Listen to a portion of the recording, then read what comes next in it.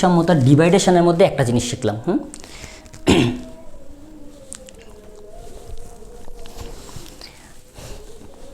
এখন যাব হচ্ছে ওরিও প্রতিসাম্য। 2 নম্বর স্টেপটা মানে 2 নম্বর যে ডিভাইডেশনটা হচ্ছে ওরিও। দেখতো কত মিনিট হয়েছে ক্লাস।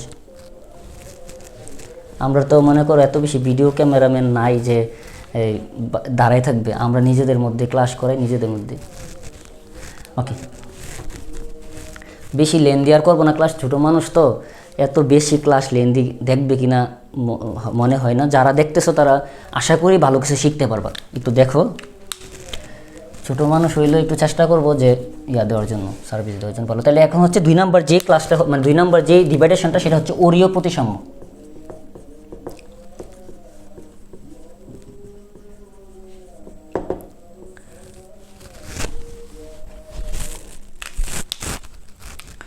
আচ্ছা, এই ওরিও যে প্রতিসাম্যতাটা আছে সেটা হচ্ছে মোটামুটি যে এটার ইংলিশ যে নামটা সেটা হচ্ছে রেডিয়াল সিমেট্রি।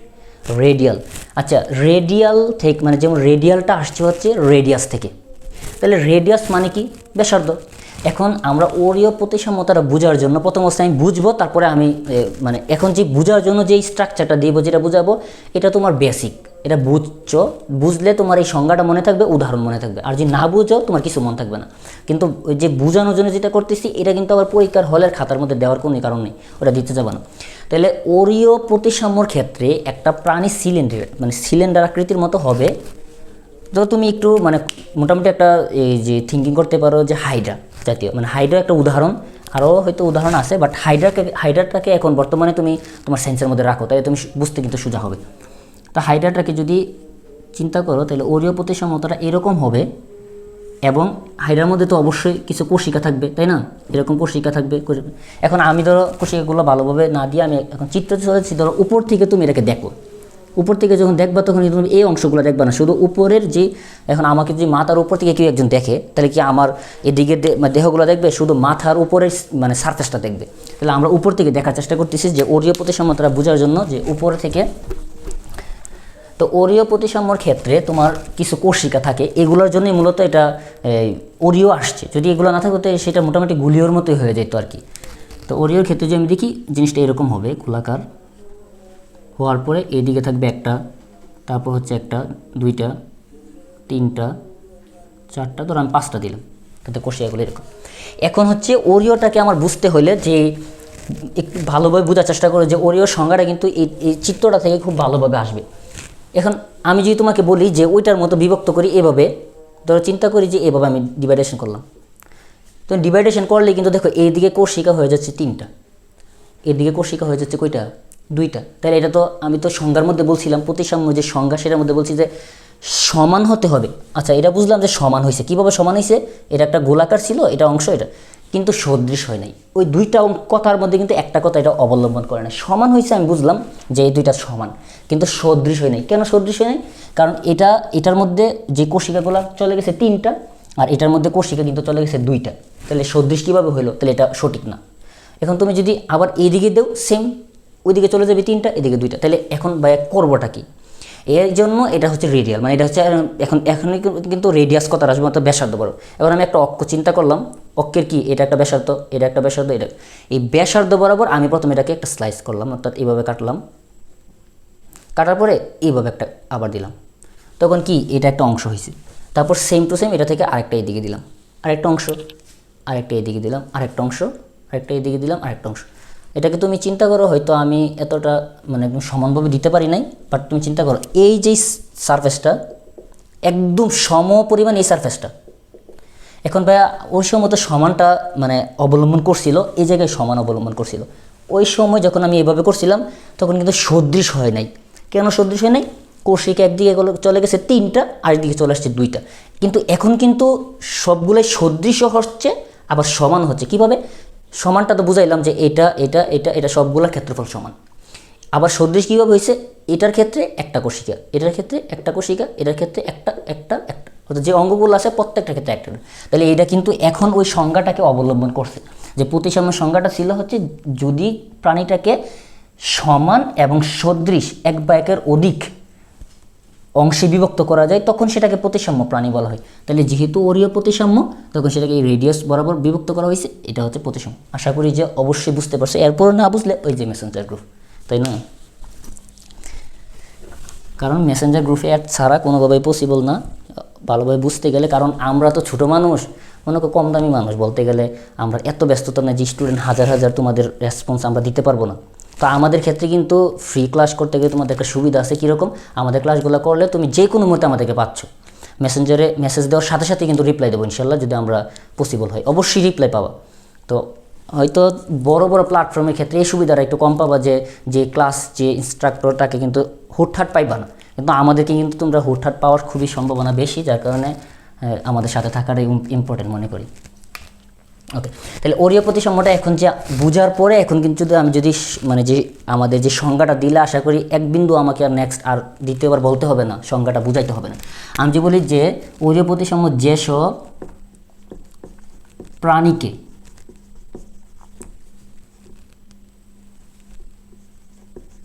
অক্ষীয় বরাবর, অক্ষীয় বলতে ওই যে বললাম যে কেন্দ্রটা সেটা কেন্দ্রের অক্ষীয় বরাবর যদি 1, 2 বা 2-এর মানে 2-এর অধিক, 2-এর অধিক সদৃশ ও সমান অংশে বিভক্ত করা যায় তাদের ওরিও প্রতিসাম্য প্রাণী বলা হয়, প্রতিসাম্য প্রাণী বলে। অর্থাৎ সংজ্ঞাটা আশা করি যে যেসব হচ্ছে কেন্দ্রীয় অক্ষ বরাবর, একটু হচ্ছে অক্ষীয় বরাবর, কেন্দ্রীয় অক্ষীয়, কেন্দ্রীয়, এই কথাটা একটু লিখে রাখবা, কেন্দ্রীয় অক্ষ বরাবর। ওকে, তাহলে ওই যে সংজ্ঞাটার সাথে যদি ওই চিত্রটার সাথে একটু তুলনা করো, কেন্দ্রীয় অক্ষ বলতে বুঝাইছিলাম ওই যে অক্ষটা, এটা কেন্দ্রীয় অক্ষ। কেন্দ্রীয় অক্ষীয় বরাবর 2-এর অধিক, ওই যে 1টা 2টা 3টা 4টা এভাবে, তাহলে 2-এর অধিক হয়েছে না? তাহলে কেন্দ্রীয় অক্ষ এটা হচ্ছে কেন্দ্রীয় অক্ষ। এরপর হচ্ছে 2-এর অধিক, 1 2 3 4 5টা, 2-এর অধিক সমান, এই যে সমান, আর সদৃশ কীভাবে হয়েছে? ওই যে কোষিকা। তাহলে সংজ্ঞাটা কিন্তু পুরোপুরি ওই বৈশিষ্ট্যটাকে ধারণ করেছে। তাহলে আশা করি সংজ্ঞার সাথে আমাদের ওই আগের বোঝানোটা মিল আছে। তাহলে এই কথাটা যদি এখন আশা করি মনে থাকবে অনেক ভালোভাবে, যেহেতু বুঝে গেছো যে যেসব প্রাণীকে, দেখো আমরা যে মুখস্থ বলি যে যেসব প্রাণীকে কেন্দ্রীয় অক্ষ, কেন্দ্রীয়, এটা অন্য কোনো অক্ষে গেলে কিন্তু হবে না, কেন্দ্রীয়, অবশ্যই এটা উল্লেখ করছে কেন্দ্রীয় অক্ষ বরাবর 2-এর অধিক অংশে বিভক্ত করা যায়, ওইগুলাকে বলা হয় হচ্ছে ওরিও প্রতিসাম্য অথবা রেডিয়াল সিমেট্রি। এটাকে কেন রেডিয়াল বলা হয়েছে? কারণ এটাকে ব্যাসার্ধ বরাবর স্লাইড করা হয়েছে। ওকে, তাহলে আশা করি বুঝতে পারছি। এখন আমরা পরে আরেকটা জিনিস আছে যে আমরা সংজ্ঞাটা বলছি এবং সাথে সাথে একটা বা দুইটা উদাহরণ দিয়ে টিচার তোমার প্রতি বেশি খুশি হয়ে যাবে। তাহলে ওরিও যদি বলি, ধরো তোমার কোনো উদাহরণ যদি আরও মনে নাও থাকে, অত্যন্তপক্ষে এটা মনে থাকতে হবে হাইড্রা, মানে যে হাইড্রা হচ্ছে ওরিও প্রতিসাম্যর উদাহরণের একদম মেইন উদাহরণ হচ্ছে হাইড্রা। আরেকটা আছে হচ্ছে যেমন এই জেলিফিশ আর হচ্ছে sea anemone, jellyfish, sea anemone. শেষ। তাহলে আমরা ওরিও প্রতিসাম্য শিখে ফেললাম, তারপরে আমরা এখন আরেকটাতে যাব। তাহলে এত সংক্ষিপ্ত আকারে দিয়েও কিন্তু অনেকগুলা হয়ে যাচ্ছে মোটামুটি। তারপর ওরিও প্রতিসাম্যর পরে আমরা দ্বিওরিও প্রতিসাম্যতে যাব, অর্থাৎ বাইরেডিয়াল সিমেট্রি।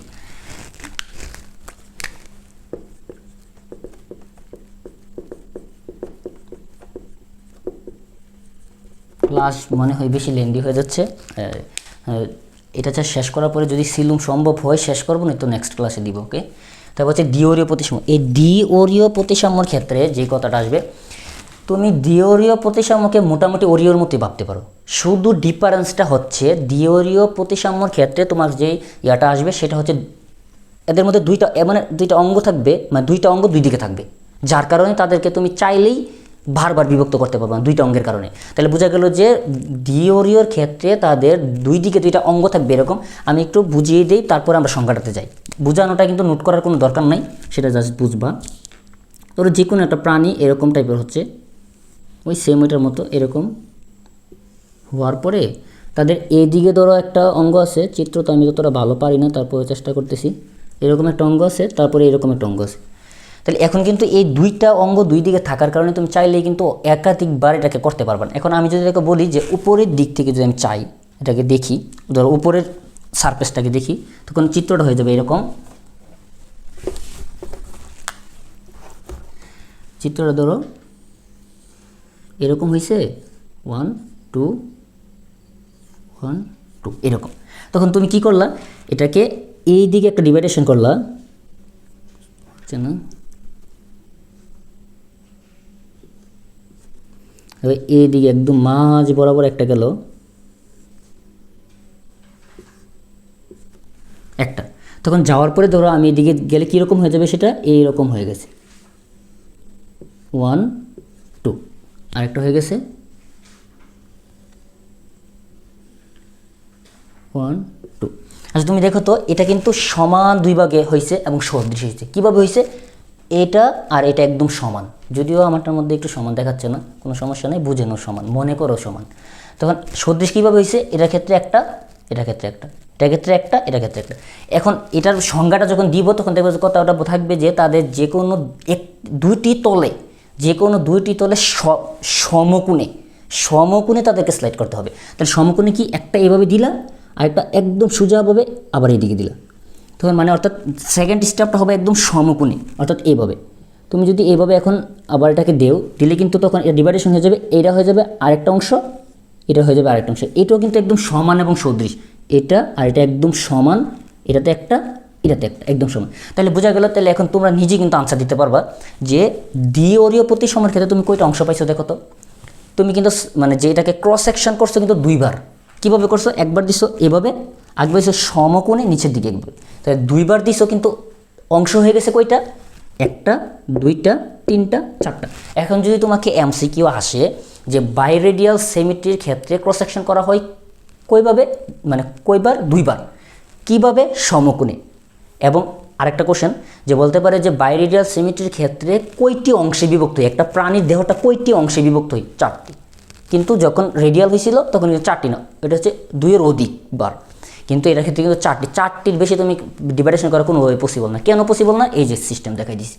ওকে, তাহলে তুমি কিন্তু আমাদের এটার সাথে মোটামুটি আমরা যেগুলো সিকিউ পড়াচ্ছি, সিকিউর যে মধ্যে যে অংশগুলো আনছি সেগুলোর মধ্যে কিন্তু তোমাকে এমসিকিউ দেখাই দিব। কিন্তু এরপরে যদি দেখা গেছে তোমরা আমাদের সাথে পুরো কোর্সটাকে কমপ্লিট করে সিকিউর জন্য আটকাবে না, এরপরে যদি তোমাদের আরও সাপোর্ট পাই, কারণ ওই যে বললাম যে ভালোবাসা দিলে ভালোবাসা পাওয়া যাবে। তুমি যত বেশি পরিমাণ ভালোবাসা দিবা, আমরা তত বেশি পরিমাণ ভালোবাসা দিব। তো তোমরা যদি প্রচুর পরিমাণে অ্যাক্টিভ থাকো, আমাদের গ্রুপে দেখা গেছে তোমাদের সাথে ক্লাস করানোর পরে আমাদের ডবলের পর ডবল সদস্য হয়ে গেছে, তখন আমরা খুশি হয়ে তোমাদের জন্য আরেকটা মানে ভালো জিনিস আনবো। কোনটা? এমসিকিউ। এই যে অধ্যায়গুলো তোমরা রিটেন শিখতেছো, ওই যে আমি ক্লিভেজ বাদ দিয়ে চলে আসছি, তারপর ভূমিস্তর বাদ দিয়ে চলে আসছি, ওইগুলা কেন বাদ দিছি? ওইগুলা থেকে রিটেন আসে না, ওইগুলো থেকে কি ভাইয়া কিছু আসবে না, না আসবে কিন্তু এমসিকিউ। তখন আমরা যখন তোমাদের জন্য আরেকটা এমসিকিউর সাজেশন আনবো, এমসিকিউ করতে বেশিক্ষণ লাগবে না, তখন আমরা শুধু এমসিকিউ স্টাইল পড়াবো। কিন্তু রিটেনের ভিতরে যেগুলো অংশ আছে সেগুলো এমসিকিউ রিটেন দুইটাই পড়াচ্ছি। তো তোমরা ভালোভাবে সাপোর্ট দিবা, ভালোবাসা দিলে ভালোবাসা পাবা, এটাই কিন্তু একটা মোটামুটি সবারই জানা। তাহলে দ্বিঅরীয় প্রতিসমের ক্ষেত্রে আমি যদি এখন সংজ্ঞাটা লিখি, মোটামুটি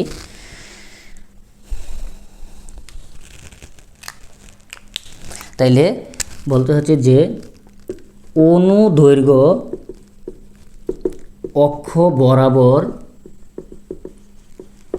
বরাবর শুধু, ভাইয়া শুধু কেন বললেন? শুধু দুটি তলে, আমি কিন্তু বলছি দুটি তলে, তুমি চাইলে 4-5টা তলে দিতে পারবা না। তাহলে প্রথম কোশ্চেনটা কিন্তু আমি বলছিলাম যে একটা এমসিকিউ আসতে বলে কই তলে? 2 তলে। তাহলে শুধু দুটি তলে, কি শুধু দুটি তলে যদি মানে এই যে মানে ক্রস সেকশন করা হয়, সেটাকে কি বলে লিখবো যে হচ্ছে শুধু দুর্বল হচ্ছে অতিক্রম করে, যদি অনুদৈর্ঘ্য বরাবর শুধু দুটি তলে অতিক্রম করে চারটি সমান ও সদৃশ অংশে বিভক্ত করা যায়, তাদের বলা হয় হচ্ছে দ্বিঅরীয় প্রতিসম প্রাণী। দ্বিঅরীয় প্রতিসাম্য প্রাণী। গিওরীয় প্রতিসাম্য প্রাণীর উদাহরণগুলো হচ্ছে যে এই টিনোফোরা, পর্বে হচ্ছে সিউলোপ্লানা। ওকে, টিনোফোরা।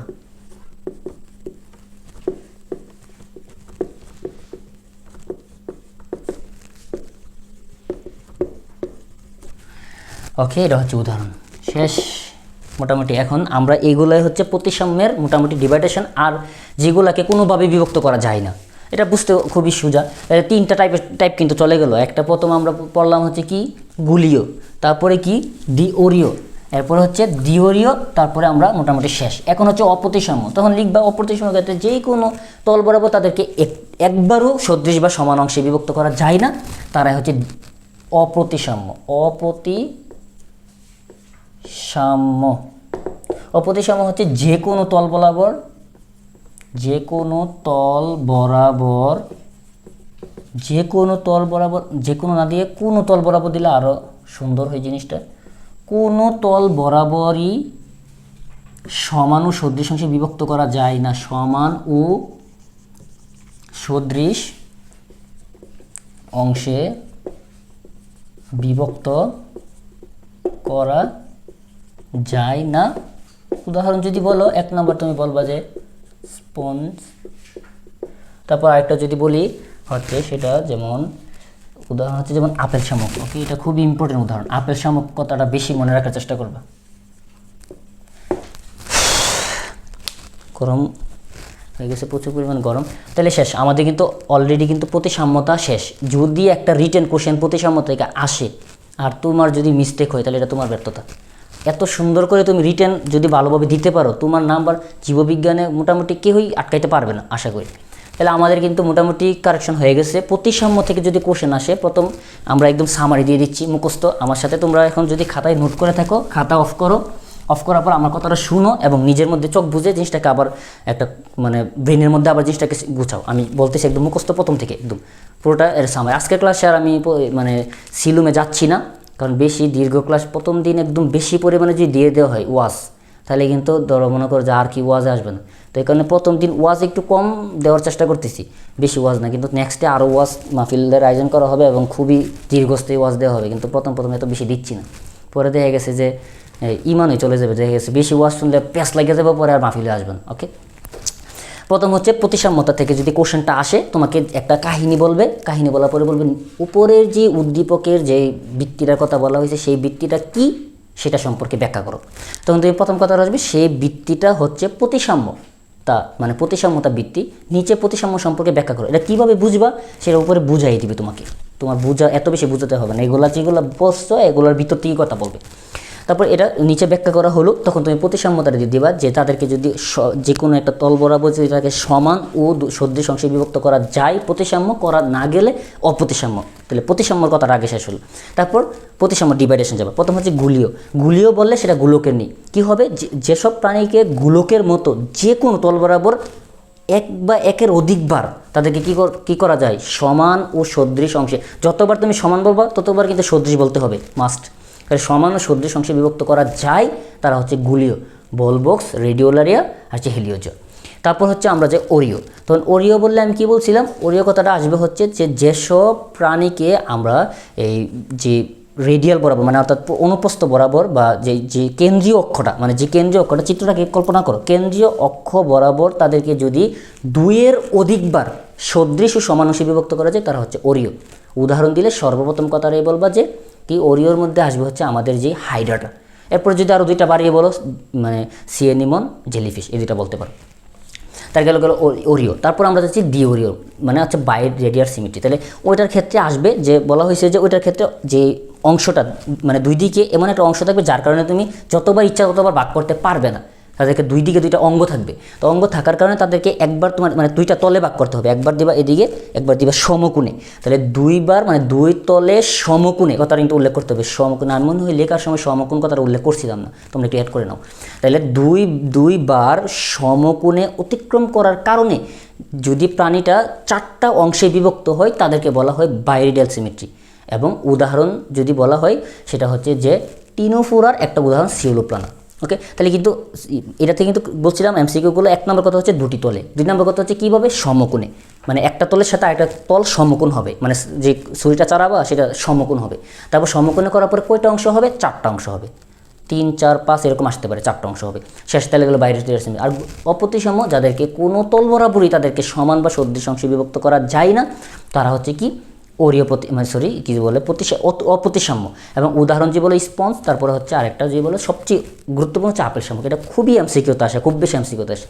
তো আশা করি এইভাবে তোমরা যদি প্রতিটি অধ্যায় এইভাবে শেষ করে, তাহলে তুমি যে শ্রেণীবিন্যাসের ভিত্তিতে গেলে সব বাদ, শুধু সিকিউর জন্য প্রথমেই চলে যাবা প্রতিসাম্যতার মধ্যে, সেকেন্ড স্টেপে হচ্ছে সিলুমের মধ্যে। তো আমরা নেক্সট ক্লাসে চেষ্টা করব সিলুমটাকে মানে ভালোভাবে শেষ করার জন্য। তো আজকে এতটুকুই থাকবে। আবারও স্মরণ করে দিচ্ছি, ভালোবাসা দিলেই কিন্তু ভালোবাসা পাবা।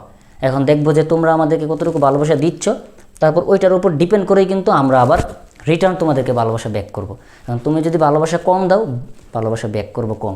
এখন দেখবো যে কে কতজনকে ইনভাইট দিচ্ছ, কে কতজনকে মেনশন দিচ্ছ। আর ওই যে আমরা মেসেঞ্জার গ্রুপে প্রতিনিয়ত অ্যাড হচ্ছে, ওইটার মধ্যে কিন্তু তোমাদের অ্যাড করতে হবে, তোমাদেরকে বন্ধুদেরকে জানাতে হবে যে এইভাবে ফ্রিতে মোটামুটি ইন্টারমিডিয়েট পর্যন্ত গাইডলাইন আমরা ক্লাস দিচ্ছি। তো দিচ্ছি ক্লাস তো মোটামুটি ইম্পর্টেন্ট দিবই, কিন্তু সবচেয়ে বেশি ইম্পর্টেন্ট তোমার হবে গাইডলাইনটা। কীরকম তুমি কয়টা বাজে পড়বা, কীভাবে পড়বা, এখন পড়াটা কীভাবে গুছাইবা, এই যে কোশ্চেনগুলো সব ওই মেসেঞ্জার গ্রুপে করবা। ভয়েস দিব, SMS দিব, আমি থাকবো, তোমার শাহাদাত নাইম ভাই, তোমাদের শাহাদাত নাইম ভাই থাকবে। তারপর আরও যদি দরকার লাগে আরও 2-1 আমাদের বন্ধুবান্ধব সলিমুল্লাহর CMC যে কোনো লাগলে আরও অ্যাড করব। মানে তোমাদেরকে ভালো সার্ভিস দেওয়ার জন্য আমাদের যা করতে হবে সেটাই করবো, যদি তোমরা সাপোর্ট দাও। ওকে, তাহলে মেসেঞ্জার গ্রুপে অ্যাড হয়ে যাও অতি শীঘ্র। এবং প্রতিটি ক্লাস মানে ইন্ডিভিজুয়াল করবা। আমরা এমন না যে প্রতিদিন 2-3টা ক্লাস দেবো, তোমরা করার মতো দেবো, একটা দেওয়ার পরে গ্যাপ দিব, প্রতিদিন ক্লাস দেবে। প্রত্যেকটা সাইকেল শেষ করার পরে একটা পরীক্ষা হবে, যে ভাইয়া সাইকেলটা শেষ করবে সেই ভাইয়াই পরীক্ষাটা নিবে। এবং যত কোশ্চেন আছে, যত ধরনের প্যাটের মধ্যে কোশ্চেন আছে, সব কোশ্চেন করতে পারবা সাইকেলের ভিতরে। সাইকেল শেষ কোশ্চেন করতে থাকবা এবং পরীক্ষা হবে। একটা সাইকেল এবং 2-3টা সাইকেল মিলে আবার একটা পরীক্ষা হবে। তাহলে এক্সাম, পরীক্ষা সব কিছুর মাধ্যমে পরিপূর্ণ একটা প্রিপারেশন হবে আশা করি। তো সবাই ভালো থাকবে, সুস্থ থাকবে, পরে আবার দেখা হবে ইনশাল্লাহ নেক্সট ক্লাসের মধ্যে। তো আজকে এতটুকুই থাক, এই সবাই সুস্থ থাকো আর ভালোভাবে পড়াশোনা করো। অবশ্যই এখন কোনো অবহেলার কোনো কারণ নেই, যথেষ্ট পরিমাণে পড়াশোনা করো। লাস্ট কথাটা একটু বলে দিই, যদিও শেষ করে এই ইয়াটা শেষ করে একটু, আমি এই কথাটা বলার পরে শেষ। এই যে 3 মাস সময় এখন যাবে, এরপরে HSC এক্সাম, পরের 3 মাস মনে রাখবো যে দুনিয়াবি কথা চিন্তা করলে কিন্তু এই 6টা মাস তোমার জীবনের সবচেয়ে গুরুত্বপূর্ণ সময় পার করতেছো। আর এই 6 মাস যদি বেশি পণ্ডিতি করো বা বেশি পাকনামি করো, তাহলে তুমি সারা জীবনই মনে করো সমস্যার মধ্যে। এই 6 মাস পাকনামিও বেশি করা যাবে না, আবার অবহেলাও বেশি করা যাবে না। স্মার্টলি, স্মুথলি, খুব ভালোভাবে মানে পড়াশোনা করতে হবে। এবং ভালো একজনের বা 2জনের যে বাইগুলো তোমার ভালো পরিচিত থাকবে, তাদের গাইডলাইন অনুসারে এই 6 মাস কোনোভাবে অবহেলা করা যাবে না, যদি তোমার ভালো রেজাল্ট করতে ইচ্ছা হয় এবং ভালো জায়গায় যাওয়ার ইচ্ছা হয়। আর যে লেখাপড়া করতেছি কোনো রকমে, তাইলে হইলে কোনো সমস্যা নেই, করতে পারো। এই 6 মাস কোনোভাবে অবহেলা করা যাবে না। আর এই 3 মাসের দায়িত্ব আমরা নিছি, পরের 3 মাসের দায়িত্ব কীভাবে নিব সেটা পরের বার বোঝা যাবে। এখন আপাতত এই 3 মাসের দায়িত্ব তোমাদের আমাদের হাতে ইনশাল্লাহ, যারা আমাদের সাথে ক্লাস করতেছো। এই 3 মাস তোমাদেরকে ভালো করানোর দায়িত্ব ইনশাল্লাহ আমাদের গাইডলাইন অনুযায়ী পড়লে তোমরা মোটামুটি ভালো করতে পারবে। ওকে, ভালো থাকবে, সুস্থ থাকবে। আসসালামু আলাইকুম।